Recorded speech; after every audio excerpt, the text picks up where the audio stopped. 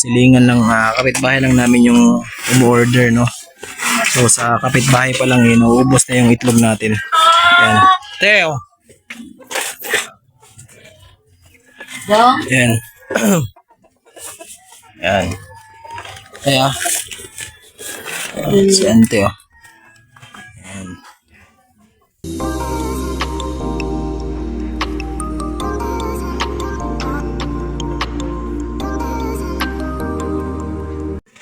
Good morning guys. Yan. Update na naman sa ating mga manok, no? So for today's video magpre-prepare tayo ng itlog, no? Kasi merong bumili sa atin ng itlog. Yan.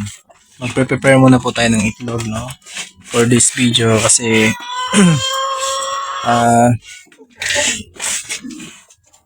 ating customer, ating suki, no? So before that, papakainin muna natin sila ng mga cabbage, no? So yun, ito yung sekreto guys. Kung gusto nyong merong laging fertile yung ano nyo, no?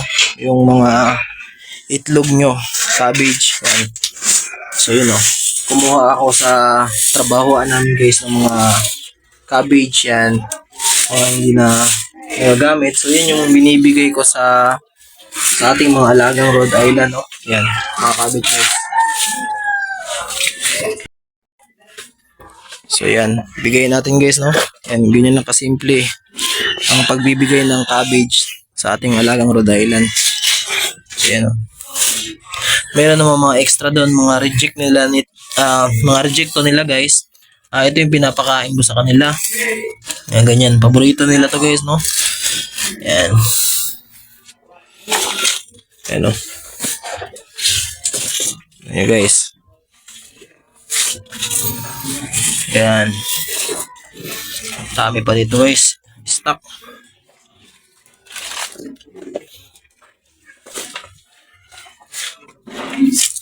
Siyempre bibigyan ko rin ng cabbage yung iba nating mga manok, no?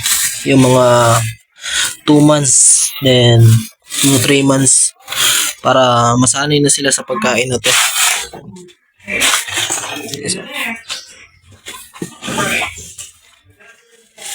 Guys.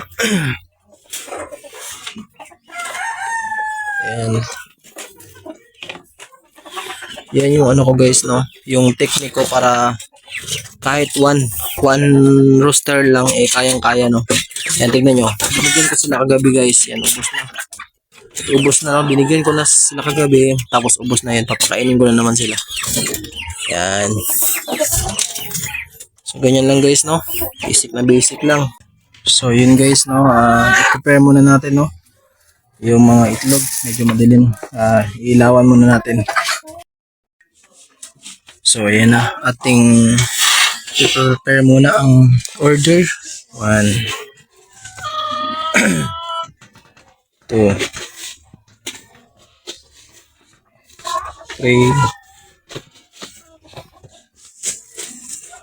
4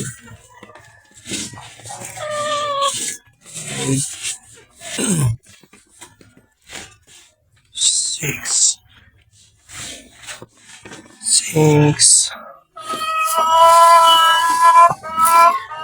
7 8 9 10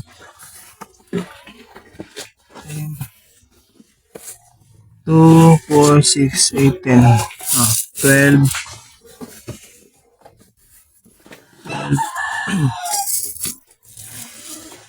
12 14 16 18 20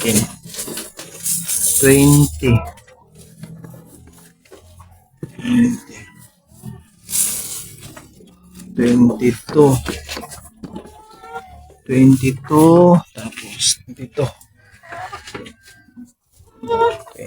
24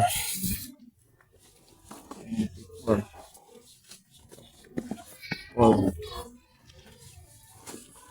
26. 26. 6. 28. 8. 30. 30. 33, te.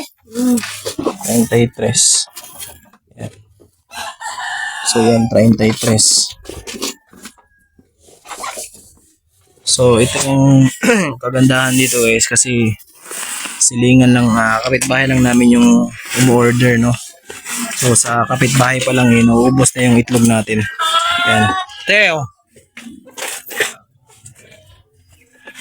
Yan. Yan. Kaya, si Ante, oh. Yan. 33 na natin. Okay. So yun guys, no? Benta na naman tayo ng 33 pieces na Rhode Island egg tsaka black alert. Yan guys, oh. Bilis na lang kainin. So, napaka-importante niyan guys na yung ganito na kahit one hens lang, one rooster lang, dapat meron kayong mga ganito, no?